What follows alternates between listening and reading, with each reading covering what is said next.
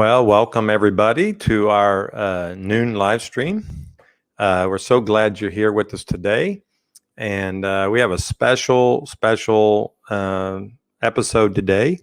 And each and every noon we do this. And I have a wonderful friend I'll introduce here in just a second while we're populating. And if you would, again, there in the comments section, let me know where you're from, as well as if you might have any questions for the rabbi today. And we'll let you do that. Also, if you will, share the stream. If you're on Facebook, if you will, just hit the share button there, and then others can join us.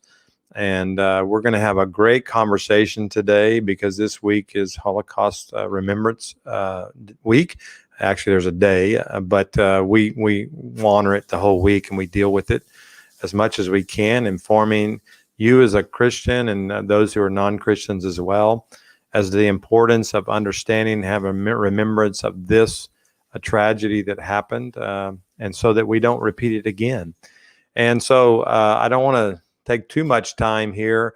I just think this is a critical issue. We're finding out that more and more of society, especially our younger generation, is not aware of the Holocaust and what happened. And you have also Holocaust deniers, which is a growing movement, unfortunately, and that's what sometimes happens with history and revisionists who try to change history. So let me introduce my friend. Let me bring her in here. This is Dr. Rabbi Jana De Benedetti, a friend of mine. We've known each other a long time, and yeah, and so she's the rabbi here at B'nai Zion congregation in Shreveport. And we've had her here. She taught at our school. We used to have a Montessori school. That's right. And my older two boys, Jacob and Zachary, both sat under and were taught Hebrew under Dr. Rabbi Jana. And we're so thankful for her in our community and the goodness of the Lord to bring her here. I don't want to, if you go to her website, you can go to their website, b'naizioncongregation.org, and you can learn more about what they do here in the community. She's a wonderful teacher. I was reading your bio, and it said you've been doing the study for more than 45 years in synagogues. I didn't know you were even over 45, so I'm thankful for that you've been out there a long time. But you've been teaching at many universities, even our local universities here at LSUS and Centenary. You've taught there as well as all over the community, and you're very active in our community. I know much of what you do, and we're so thankful for that. And so thanks for joining us today, Rabbi. So much for coming on with us. Appreciate that. It's an honor. And especially, so you're right. In some ways, we might consider it a week, but tonight begins Holocaust Remembrance Day on the Jewish calendar, Yom HaShoah, we call it. There is an International Holocaust Remembrance Day, January 27th, that the UN had established. And that's because it's so important in the world to remember this. Thank God it's a unique situation. And as you pointed out, we pray that it never happens again, not just to us, but to anyone. And as you know, during Shoah, we were not the only ones who were murdered, who were tried to be eliminated. There were many people, 11 million people were killed that year, that period. And it's horrible. And it is beyond belief to think that there are people who don't think it ever happened. Right. I think there was a movie that came out a couple of years ago about a denier in England. It was a very good movie. I can't remember the title of it, but I think it may have been called Denier or something like that. Worth a watch. Now, you use the term HaShoah. Right. Yom is day. HaShoah is so Holocaust can mean a lot of things. Yes. By definition, a Holocaust is when something goes up all the way in smoke. In fact, in our congregation, we're studying the book of Leviticus, and we're talking about the different kinds of offerings that were brought to the tabernacle and then to the temple.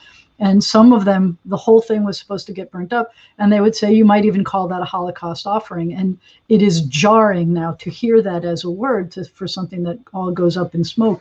But and I think that's why it was chosen as an English word. But in Hebrew, we call it Shoah, which represents that specific event in history.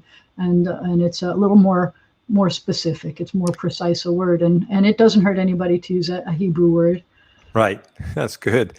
And I was privileged. I took a course at Yad Vashem many years ago. They have a great track of education for Christians. It's called Christian Friends for for Yad Vashem. And I was blessed to be there. And I actually was in Jerusalem during this remembrance ceremony at Yad Vashem. Very, extremely moving, very powerful moment in my life. I don't know that I ever felt something so connected to an issue. As you said, many people died, but the difference in the Holocaust was, there was multiple groups that got persecuted, but they selected the Jewish people just because of their race. And that's a bit different. So it maybe a Christian got put in, or Jehovah's Witness, or homosexual, or whatever. Many different people got put in the concentration camps, but those were more about life choices. This was about a birth choice, which you did not have, being born Jewish. And I think that's what makes it different when we identify the Jewish people, because many people say, well, many died, but there was nobody that really got put in there just because they were born Jewish, other than that group of people. So, and why don't you talk a little bit about that aspect of being picked out just because of a birth, you're born Jewish. So I think that and I agree, but I also want to expand on that a little bit, because if you were what we in America often call the gypsies, if you were part of the Romaniot group, then they were trying to eliminate you as well. And that was a whole group of people, and they were born into that. There were a few other groups that were born into it, but and they were looking to try to make what they called a perfect race. They were eliminating anyone who wasn't like what they said was them, although that blonde hair, blue-eyed kind of a look for them, that wasn't the German way. And it's the whole thing is beyond comprehension. Rabbi Robinson, who was my predecessor here at B'nai Zion, he used to say, it was not rational. So trying to understand it from a rational perspective is not possible. You can't understand something that's totally irrational in a rational way. So I can't try to understand why it happened. But Judaism is more than just a default of birth kind of a thing. I mean, it's something that you need to, it is. I am Jewish because my mother was Jewish, and her mother was Jewish, and my father was Jewish, and his father was Jewish.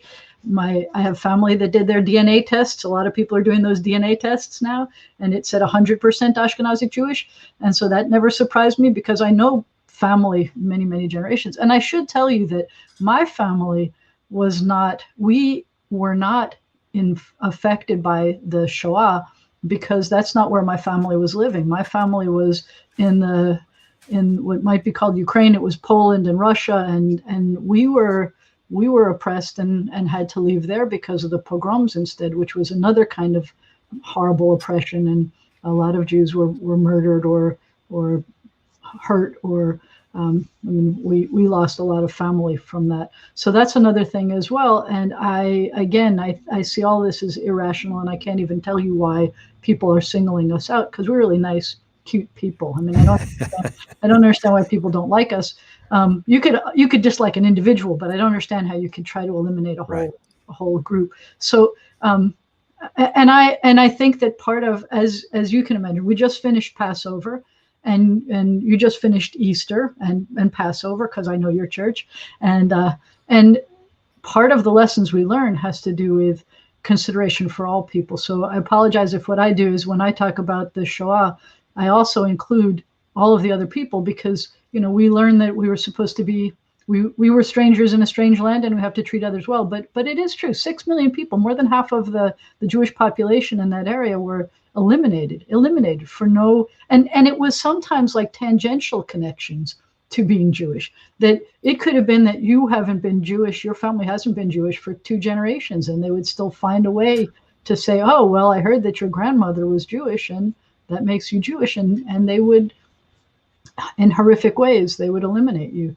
And it's just, and what I can tell you, and this is a very personal thing, even though my family was not personally affected, I didn't have any family members with numbers on their arms from being in a concentration camp, and I had no family that was killed in any of the camps. I think that there's some kind of a group memory or something, because I don't think that there's a day that goes by that I don't imagine what our people went through. we live in a cycle where we relive history all the time. We just relived the Passover, the Exodus, and we are counting the days until we get to one of the most glorious moments in human history is standing at Sinai and entering into covenant with God. And, we relive these moments all the time. But since my family didn't, but that was me. I mean, we were all part of that. We're part of that lineage. But my family wasn't affected by the Holocaust. But I remember what it felt like. I remember what it was like to be rounded up in those cattle cars, and I remember what it was like to stand there and have to make choices. And I remember what all of that was like. And I kind of, it's a horrible thing to say, but I kind of challenge every human being to remember what it was like. Yeah, I want to say this because I had an encounter where I was in DC. We were at the APAC conference, 20,000 people. President Obama was going to speak. And so we had to go through this intense security, and they herded us in like cattle. And here I am, this Christian among 20,000 Jews. And we were just wall to wall people. They put us in this narrow path, and we were headed to where they said security was. We trusted them, And I had this moment that just like, oh my gosh.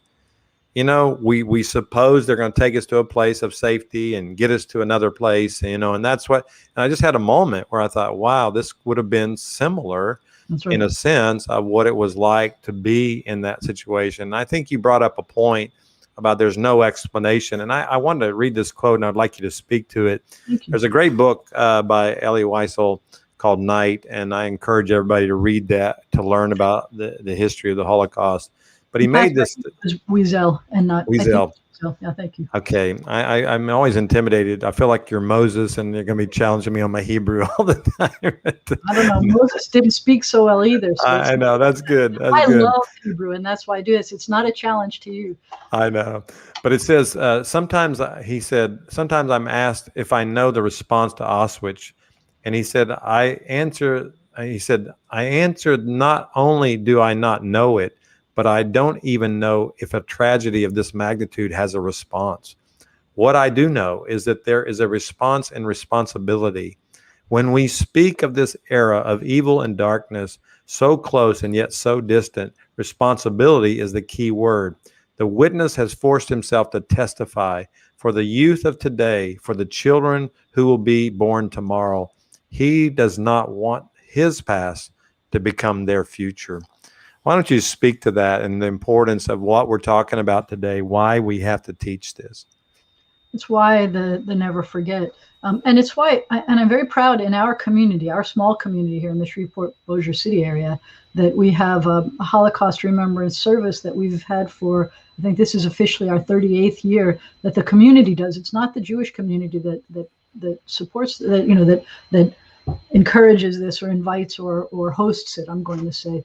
But we have had a youth initiative where I'm looking for a better name for this, but to make a Holocaust literary competition, if we could call it something nicer than a Holocaust competition, sounds terrible sometimes to me. Mm-hmm.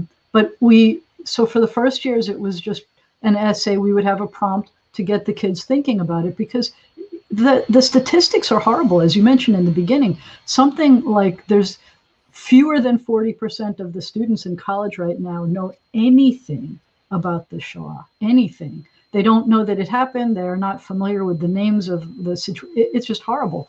They can't name any of the concentration camps. They don't know. I mean, it's just, if you can't name all of them, that may not be surprising. But if you can't name any of them, that's horrible. Mm-hmm. And so we have had this initiative. This year, we now have a middle school competition, and that's part of what triggered, based on what you were saying, that I want to talk about in a moment. But we also have a high school competition in prose and poetry and art and music and video. So we're trying to get the kids to be able to think about this. And the reason why I mentioned the middle school especially is that that's something that when I was growing up, we had to watch these movies in religious school and then in public school about what had happened. And it was not anything any human being should see. The images I will never forget them. There was a movie called Night and Fog, which was from France, that was, I hope that no one here shouldn't be hearing this. That we should have put some kind of a explicit language warning on today's service. But bodies being bulldozed and just horrible things that the rooms with just the hair and just the wedding rings and just the shoes and just it's horrible to imagine what had happened to humanity. But when it comes to the middle school, we had a woman here who was a survivor. She was Dutch originally, and then she and her husband and family moved to Shreveport. In fact, Nico, the son, is speaking tomorrow on Zoom from Centenary College. And so Nico Van Thyn, the last name is Van Thyn, V-A-N, and then a new word, T-H-Y-N. And there's a book about them, Rose and Louis Van Thyn. She said that she would never talk to kids under 12 years old about the Holocaust at all, about Shoah, because it's just too horrible. And it wasn't until she told me, and maybe her kids remember it differently, but she said it wasn't until her kids started really bugging her about, how come we have no family? We have no grandparents or aunts and uncles or anything. How come we don't have family? Everybody else does. We have to do this family tree, and they've got pictures, and we have nothing. And she finally had to tell her kids. But what we have chosen to do when it comes to middle school, and this is really important, and I'd like everybody who's here, and I want you to share this part of this. It should never happen again, but hatred happens a lot. And what I pray happens is that you see yourself not as the victim, that you don't have so many memories that when you're a group going together for a positive thing, you have a flashback of something horrible, but that you imagine yourself as the hero. I want these middle school students they focus on a hero, someone who saved the Jews, someone who, like in the Anne Frank story, that they hid Jews in an attic, no matter how difficult that was for the Jews, how horrible it was for how terrifying it must have been for the people who were hiding them. And I'm going to brag for a moment, because I think that Pastor Tim does that. He's still doing that. He's still saving the Holocaust survivors all around the world, part of his mission. So I can't tell you how much I appreciate. And I wanted to say that with Yad Vashem, they have a number of areas that are honoring and remembering what they call the righteous Gentiles. And that is a primary focus. I want people to know what it feels like to speak up, to not be silent, to save others. That's what I would like to have come out of the world today. I on my sermon Sunday, we were teaching, because it was the end of Passover, but I thought about Moses when, he was getting ready to make the speech before the crossing and the Passover of the Red Sea. And I thought about, what could he have said? This is probably the speech of all speech. What do I tell the people? And in Exodus 12 and 13, it states that it says, when your children ask you, what does this ceremony mean? Or on that day, tell your son, I do this because of what the Lord did for me when I came out of Egypt. And then he went on to say, in the days to come, when your son asks you, what does it mean? So Moses was brilliant in this sense, because he recognized, one, they were going to make it, but two, that they have got to carry on this story. They can't just let it die. And that was a Holocaust for a lot of the firstborn in the land of Egypt. Many of them died in that tragedy of that curse. But nonetheless, he spoke and he focused on the children, education. He focused on the future, and he said, in the future. So he already foresaw that a day was going to come when everybody's going to ask, why do we do this Passover? Well, I think the similarity is, why do we do this Holocaust remembrance every year? Why is it important to do this? And I think it's the same reason, is that, we also want to remember those that lost their lives, but we also want to celebrate those that survived and had a persevering spirit. In other words, they didn't just go on and become a victim. They chose to rise above that. So why don't you speak to that issue as well? I am, as you know, I'm not someone to ask or to talk or preach about Jesus. That I leave to you. But and I'm going to let people understand this how they feel they need to. But I can understand in people's hearts how you might hear this. But one of the things that happened in the camps as they were going into these chambers, and at some point they must have realized what was happening. And it could have been when they were standing in a line and there was a soldier, Nazi soldier, standing there with a gun pointing at their family, that at some point they realized what was happening. And they sang a song that said, Ani ma'amin be'emunah shlema b'viat HaMashiach. I believe in perfect faith in the coming of the Messiah, and even though he tarries, I believe. And I think that the fact that we realize horrible things go on in the world, but we still have hope, I think is part of. It's not part of what it means to be human. I don't think. I think it's part of what it means to be believing humans. I think that having a belief in God gives us a hope that that truly gets us through the world when terrible things happen. And there is something about finding meaning in life that includes recognizing that absolutely amazingly awesome things have happened in our life, and sometimes they have been right at the heels of when absolutely horrible things have happened. So it's true. I mean, there were 10 plagues. And one of them was the death of the firstborn, and it wasn't our firstborns this time, but part of it was because what finally got God after a few hundred years to say, you got to get out of here now, was the Pharaoh killing the firstborn of the Jews and then killing all the boys of the, I mean, like, it was just horrible that someone could do that. And we have to remember that horrible things happen in history, and that with an outstretched arm and a mighty hand, God frees us from those things. And we have to keep telling that story. I stress about that a lot. I'll tell you the truth. We are now there's a Torah obligation that we start at the second day of Passover, the evening of the second day when it starts, and you count 7 times 7 weeks until you get to the 50th day, and you celebrate that moment that I told you when we're standing at Sinai and we get the law. And there is a tradition in Judaism now and the period is called the Omer. This time period is called the Omer. And there's a tradition during the Omer that we not cut our hair, that we're in semi-mourning, and not cutting your hair is a mourning ritual that some people do. And I do that. I mean, I haven't cut my hair in over a year because of the pandemic, but I do that anyway. And I've been doing that for a very long time, for most of my life, not all of my life, but most of my life. And the reason why we don't cut our hair has nothing to do with the counting of the days. It has nothing to do with bringing the barley and the offerings to the temple. It had to do with the fact that shortly after the Romans destroyed the temple in 70, around that time period, Rabbi Akiva had 24,000 students who died by plague. And we are still in mourning for those 24,000 students. And every year I say, you know what? I didn't know any of those students.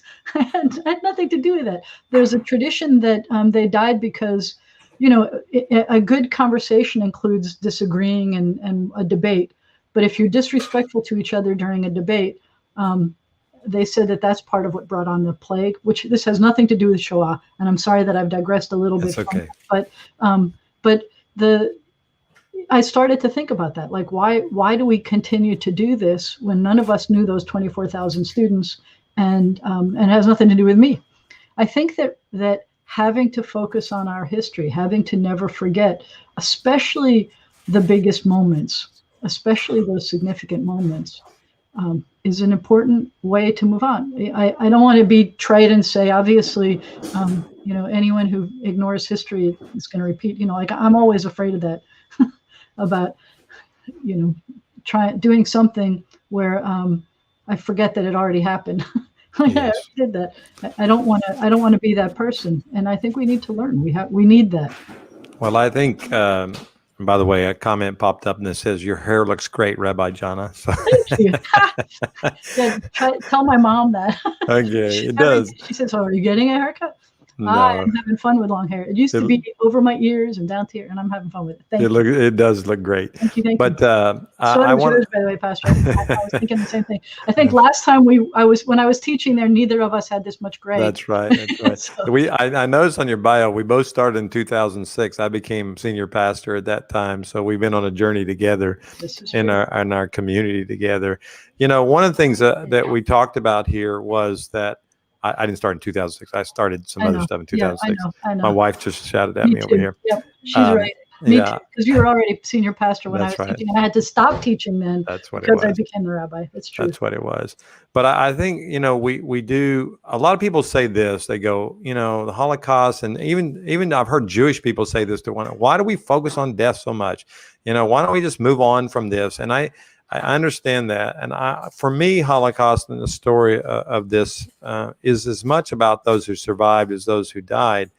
But we do have to honor that. And I minister a lot in Germany, and I try to educate the German church. And what I have found at the Christian church, what I've found there is they don't want to talk about it because there's so much shame that they have as Christians, that their families didn't do enough to stop it. So they don't want to talk about it. They don't want to remember it. Even when we went to Munich, Susan and I did, we wanted to go to the sites of many things that happened there, like the Munich Agreement and a lot of different things. And we could not find any markers in the city. And so the tour guide we had worked with, I said, you know, why we can't find anything? And they go, well, we do not want to have a memory of that. And we don't want our next generation to have memories of this. So we in a sense, they've tried to scrub history because of shame. I understand why they were doing it, but it's dangerous because now you have a whole generation coming up that does not even have any markers, doesn't have to say that, as sad as this building is where the Munich Agreement was made. And, you know, the Nazis began to move in Czechoslovakia, and this started happening. And I think that's sad. And that's why I think we have an obligation, like Ellie said, to make sure that their past is not somebody else's future. So why don't you speak to that? I think it's also, it's not just about the shame, because I mean, obviously, if it were just about shame, if you think about something in your life or in your family that is a shameful thing, you really don't want to talk about it, and you can understand that. And you kind of, and if nobody ever talked about it again, the world might be a better place, you know. But this isn't that. I think it's also because of the pain and not just the shame. But it reminded me, because we're connected to Passover, that the Egyptians were really good at documenting historical events. I mean, all those hieroglyphics all over the place, and they made these pyramids that were monuments to the wonderfulness of the pharaohs. But there's a theory, why were the Jews not in those pictures? Because they're not going to talk about the failures. It's not something that you're going to stick on your monuments. And there's something understandable about that. But I do believe that it's unfortunate, and I think that it is it's worse than that if we don't remember some of these horrible things.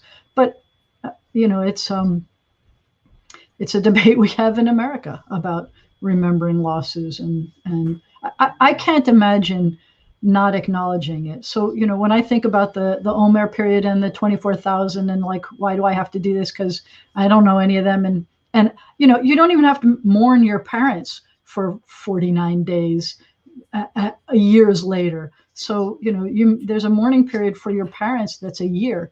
There's a mourning period for everybody else that's 30 days. Why are we doing this for these 24,000? We don't know. But so here's the thing. I mean, no, I don't want to take us far off. I want to say that it's really important for us to remember. I can't imagine that it's easy to be in Germany and already be the second and third generation and try to figure out what's the best way to acknowledge what happened. It's got to be very, very difficult. And I mean, if we have suggestions for them, I'm sure it would happen. But let me tell you that it is a way bigger crime with more severe punishments in Germany to be an anti-Semite or to attack the Jews verbally or physically than it is in America. And America is a wonderful country. And America, you know, doesn't have a history of that. and yet in America, because of it goes beyond free speech in Germany. It is just categorically not allowed. And so I think that that's one of the ways that they do acknowledge it, even if there's no monument to the fact that the horrible things that they did or that happened there. And I think Germany has done a good job in reparations and tried the best they can to deal with that issue. I remember one of the first times I went to Israel, I noticed all the taxis were Mercedes, and I thought, oh, this is really unusual. And I said, why? I finally asked somebody why. A driver, and they said, well, we actually get them discounted. He said, Germany in a reparation was giving them at a better price for them, and that's why they were doing that. So to honor them, I'll say that. And I agreed. And when I do talk to the Christians and people in Germany about that, and you're right, there is a shame, but they also, there's a pain as well that they think I could have done more. I remember that scene in Schindler's List. You remember at the end when Schindler's leaving the factory, and he said, I could have done more. I could have sold this. I could have sold that. And I actually talked to somebody that was in that factory. We met a Holocaust survivor, and he said that didn't really happen, but it's a great scene, in the sense, because he had to have some remorse of that, and all this, as many people as he saved, as beautiful as that was, he probably realized the money he did waste, and he could have saved more. And I think that's something that we can learn from. And I think I try to encourage as many people as I know, both Christian and non, to learn from that, learn from these people that went beyond that. And I love the righteous Gentiles. I study them as much as I do anybody else, because I think you said something. We had you in for a meeting when we were dealing with the Kristallnacht, and you said there's a Jewish saying, something to the fact that if you will stand with us now, you would have stood with us then. And what is the view of of Jewish people toward righteous Gentiles, especially among the Holocaust survivors? Maybe that what is the view, and what is the dialogue that goes on concerning that topic? That's a really good question. I actually had a conversation. This is a very micro version of it. In preparation for the service that's coming up on Sunday, we have 11 candle lighters, and the 11 because of the 6 million Jews and the 5 million other people, whether it was a group targeted or not. But and I had suggested some people, and someone who has been on the committee since its beginning was not happy with my choice. And I think that this speaks to it, because I wanted someone from the Catholic Church. The Catholic Church has been very supportive of this service since its beginning. They help to make donations for the winners of this competition, get some kind of a monetary kind of a gift. And the Catholic Church had been giving. And this one person whose family escaped Germany, and he lost most of his family, he was very angry that we were going to honor the Catholic Church by allowing them to light a candle, because many people in the Catholic Church did. Possibly the Pope, you've heard the stories. There's new information coming out all the time about what he knew and what he did and what he didn't do. And I think this speaks to everything we've talked about so far. And I think your attitude about life in general and mine, where our hearts are, is that horrible things have happened, but there were also some good. And I need to not forget the horrible, but I need to hold on to the good and move forward. And so I can tell you that, my last name, I didn't intentionally leave off my last name, but my last name is De Benedetti. I married a guy from the Jewish community of Rome, and his parents were in Italy, in Rome, and it was the church, the nuns and the monks, the priests who saved their family. They hid these kids in their orphanages and their other places, and it may not have been the case for everywhere, but it was the case in some places. And I would rather spend my time focusing on those people that I would like to appreciate who stood up against all of this horror than to spend all of my time angry. Yes, I love to talk those stories in that sense. I was in Odessa, Ukraine, and I was asking the local Jewish community to introduce me to some survivors. They took me to this precious older woman's house, and of course she had prepared all this food like beyond belief, and I was trying to eat as much as I could just to honor her. And she didn't even eat. She just watched me eat, which I thought was really interesting. And she'd say things like that. But anyway, she was telling me her story and what had happened when the Russians had invaded that region. Her brother was part of the Ukrainian army. I mean, the Russian army. But anyway, she and her brother, another brother, hid in a haystack for like 3 months. And a Bulgarian family would come daily and give them food while they were hiding in here, and eventually rescued them out, took them home and hid them in their house. And these were Christians, and they hid them there. And then when Ukraine was took over the Germans, her brother was actually broke into their house and to set her free. And she didn't know that until he showed up. And it was an amazing story she was telling me. And I said, man, you've got to tell this story. I said, this is an amazing story. She said, oh, I did. That man named Steven Spielberg came here and we filmed it. And I was like, oh, okay, it's out there. No big deal. But I thought about that. And there are many, many stories like that. And I think some of them never got told. We brought Joel Rosenberg to our city, Rosenbaum, I'm sorry. And Randy Grigsby wrote the book about him. And I think that's something that these stories must be told, and as much as how many people died, is because we've got to raise up people that if something ever close to that would happen again, I challenge your heart. Okay, what would I do in that situation? What would I do? And I think for you as a Jewish person, I think you're looking about where would I go? Who is a safe place? Is that a discussion among the Jewish community? It is. It has happened. I am horrified, embarrassed to tell you that even in America in the past few years, when we saw the Nazis or neo-Nazis or whatever you want to call them marching through towns, and that because we live in this wonderful country, it is protected under free speech to allow people to do that. And I'm grateful for having free speech, but it was frightening. And there's a group of pastors, mostly retired pastors, that were meeting. I think they started meeting again during the pandemic, but they were meeting once a week at a coffee place, and they invited me to come to. And I would go a lot, except every time I would go, there's one guy who was a retired Baptist minister who would, first thing he would ask me is, but that you're going to eternal hell. I mean, you're not going to be saved. You're not going to heaven. Doesn't that bother you? And the next time he'd say, well, if you married a Christian man, he gets to go to heaven and you don't. Doesn't that bother you? And like every week he'd be pushing me to try to convert. And so it wasn't a comfortable, I mean, everybody, some of them loved me so much because I'm Jewish, and some of them kept trying to convert me. And it wasn't my favorite way to spend the day. But after that happened, the first thing I did was I went to that group because I needed them to know that if anything horrible happened in this country, I have their back. I would do anything to be there for my neighbors. And I needed them to know that they have to love me enough to be there for me. I needed to know that that's what was happening in our world. And it's a scary thing. And it's not so much that I need to remember all of those people that have no one left to remember them. That's really important. Yes.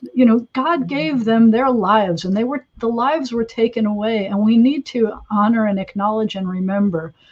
Even the ones that we don't know, we can't remember. We have to remember them. It is an important part of life. It's also important that we don't spend all of our days and all of our moments in grief and remembering. But I also hope then that we spend most of our time thinking about what we can do for each other and to make the world a better place. And that's part of what motivates me from having to deal with Shoah. And in Jewish tradition and in Christian tradition, there are guidelines and traditions about grief, for example.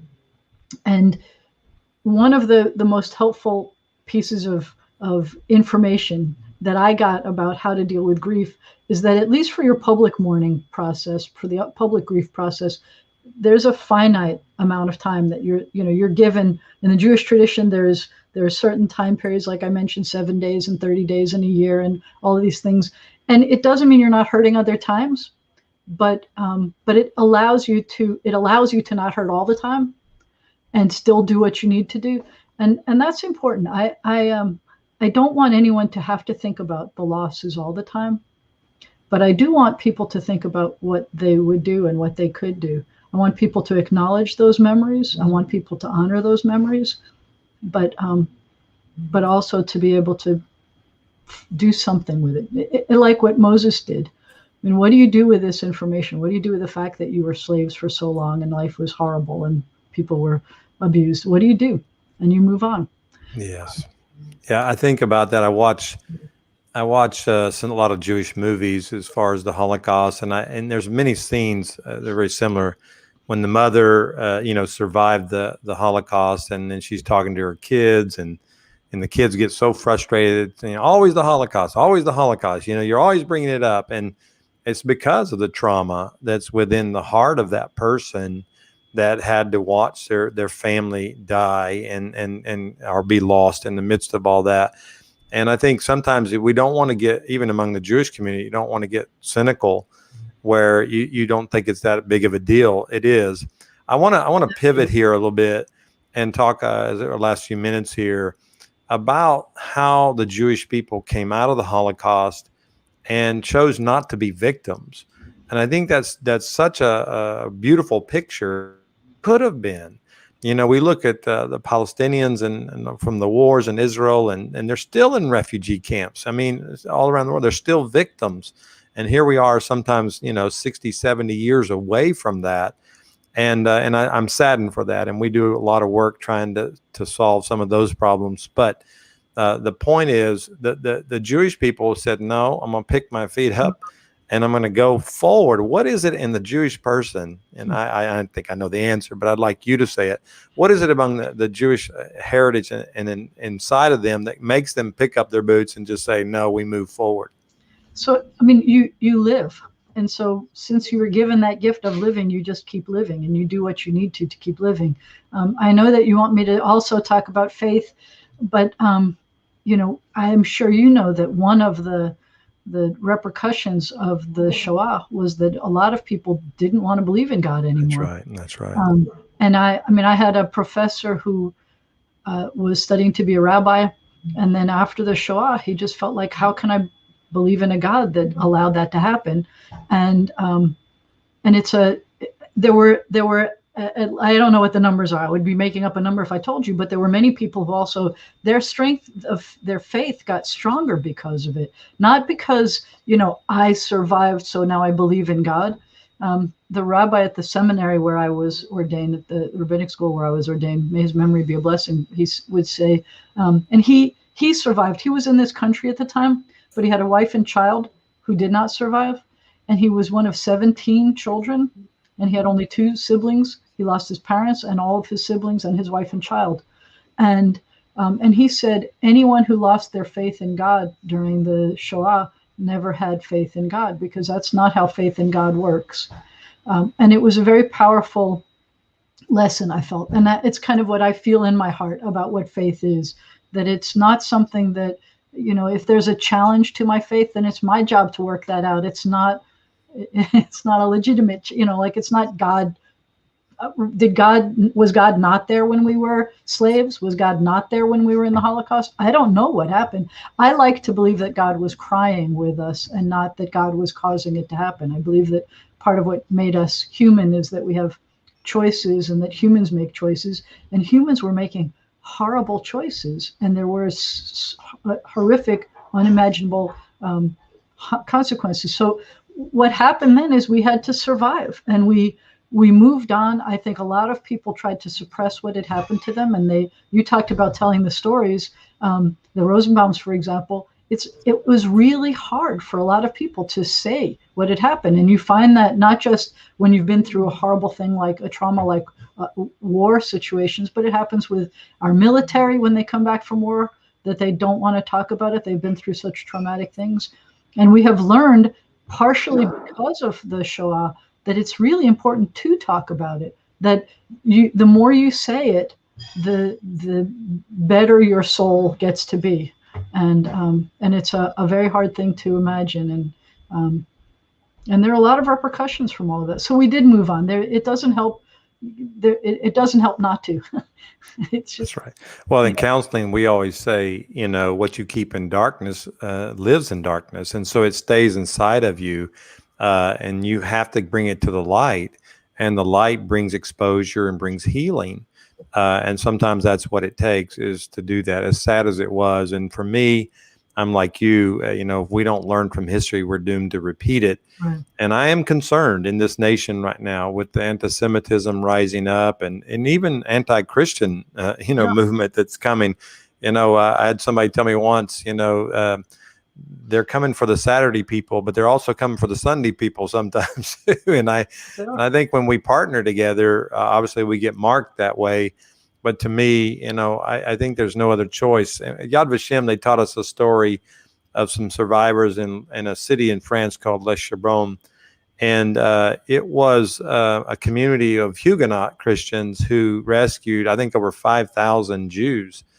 And one of the survivors' son went back to, learn about it and ask the story why these people did it. And of course, the Huguenot people were persecuted people as well. So they understood it, but they asked this Huguenot woman, why did you do it? And her simple answer was, why wouldn't you? Exactly. It was just such a simple answer. And unfortunately, there's people in Germany and in Europe at that time that did not do something. Well, you can imagine not doing it. That's the absolutely. thing. I get it. When I read Torah, I always say, who are you in the story? When we're hearing a story about Moses, and obviously when you heard Moses standing at the shore of the sea, you imagine yourself as Moses. Like, what would I have said? What would you say at that moment? And and then you imagine yourself being the people saying, oh yeah, whatever it is. You try to imagine yourself as all those people.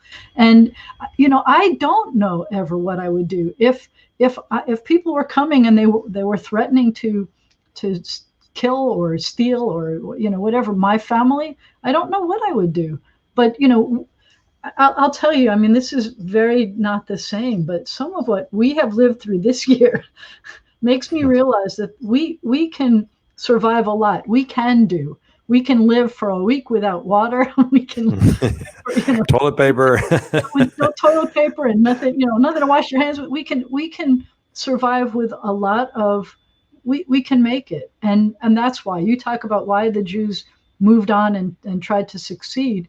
And I think it's because you have to. It's a human thing to want to. I can't speak much about the Palestinian situation. I know you're better qualified to be able to talk about some of that. But I think they want to also. People want to move on. People don't want to continue to live. Sometimes people can't imagine not being where they are right now. I mean, a lot of people, I'm sure, wish their world was better than it is. A lot of people during the pandemic, nobody wants to be in the situation we're in, and we want to move on. And the world isn't all moving on with us. It's not working like that. And so what do you do? And I think, how do we protect each other? That's part of what this has come down to for me, is living in the shadow of Shoah. Is living a life where you have to think about and care about each other. It's not a surprise, because Moses said, and other people repeat, V'ahavta l'reacha kamocha, that you're supposed to love your neighbor as yourself. That's a profound lesson to have in your heart at all times. Love yourself and love your neighbor. And it's a profound thing to do. And sometimes I imagine, because I have to imagine myself in there, I imagine that there were Germans who were loving themselves by protecting their families, and that's why they sold out the people next door or something. And I'm sure that they really were relieved when they did that, because their family was still there. And I'm sure that they had second thoughts, but their family was still there. And I can't know what was going on. I think people do the best they can. But if we start off with these little seeds of be there for each other, figure out how to do that, then you pray that it doesn't happen for anybody else. Yeah, I think so. I think we saw a lot of that in the civil rights movement of the 60s when Jews and blacks were together, even whites were there. I mean, obviously the blacks were put in the forefront because it was their issue, but the Jewish people and even just Christian whites, they were there. They were there in the middle of that, fighting that issue. So I think we have a history in America of goodness. I do believe that with all my heart.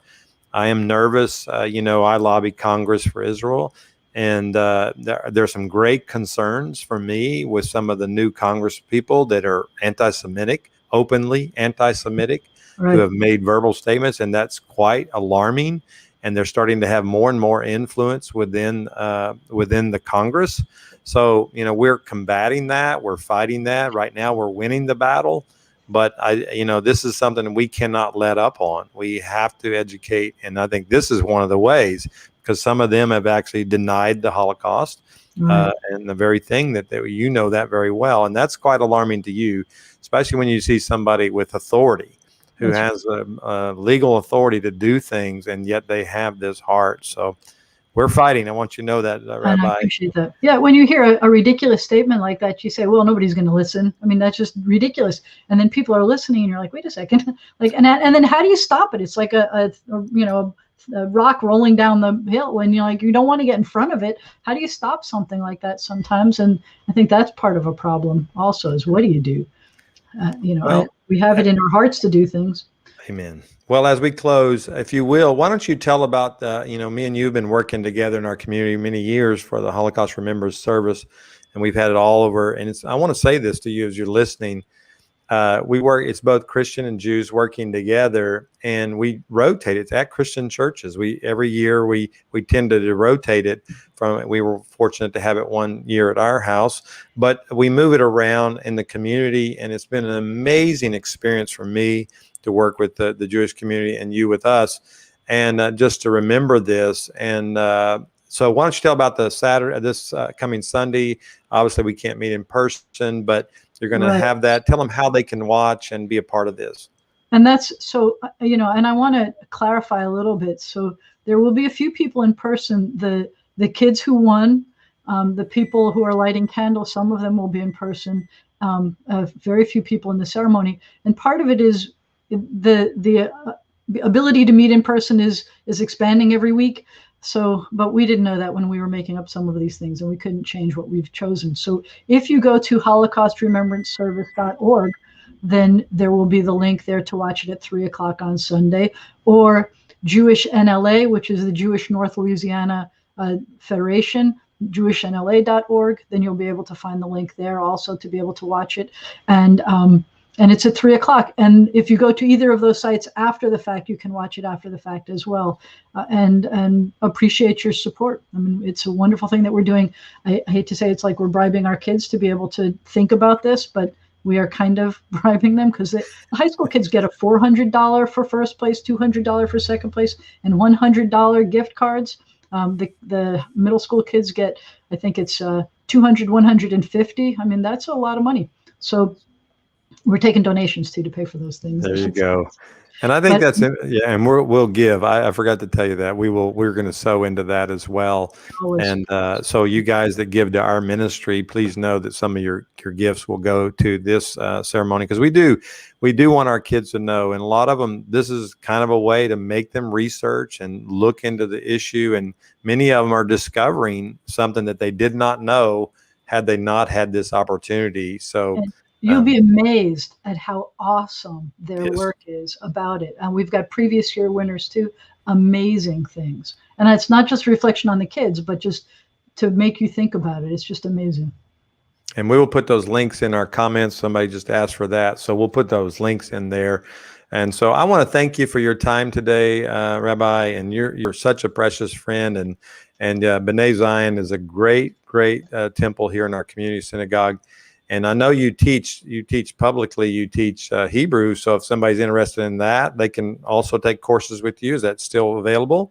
Yes, of course, always. And so either going to the B'naiZionCongregation.org or my HebrewDoc.com website, which also has classes online. I mean, some of them have been online for a while. The ones that I taught you have been online. And you can find ways of contacting me through those websites too. I'd be happy to answer other questions. and preferably not about the Shoah. I'd rather talk about anything else. I mean, if that's the truth. But I understand. but it's a painful thing, and it's something we have to do. And I don't want to go to this service, and I go every year, and I never regret that I went. I learned something new every time, new stories, new heart. You see into people's hearts in ways you never have before, and it's really important. Would you indulge me and speak the Aaronic blessing over us in Hebrew? That would be a blessing for our people. So as she closes out here, just release that to us. We'd appreciate that. This is how we do this every week after services, and you can help me point to each other and say, Yivarechecha Adonai v'yishmerecha, may God bless you, may God protect you. And then we do this, we feel the radiance. Yair Adonai panav elecha v'chuneka, and you can feel the light, God's face shining upon you, and you feel God's face shining upon you. And then you say, Yisa Adonai panav elecha v'yasem lecha shalom, may God's face be lifted up to you. Somebody said, what does that mean, God's face is lifted up to you? And I said, you know what? God has things that God looks up to you about. So may you live in a life that you're doing those things that God looks up to you about. And may God grant you peace. Thank you so much. Well, thank you so much for being with us today. All those that have been watching online. And we appreciate Dr. Jana coming and giving us her time here. She's a precious friend of ours, of our ministry and what we're doing in our community. We're honored to partner with her in any way. I encourage you to follow us. I'll put those links in the comment section here. And if you will, go to our YouTube page and you can have anybody you think would be interested in our conversation today to watch that. Okay, we'll be back tomorrow as we pray in our community each and every Thursday. We pray the streets and we just pray over our community. So you can join us there tomorrow. We'll post up about that. All right, see you later. Bye-bye.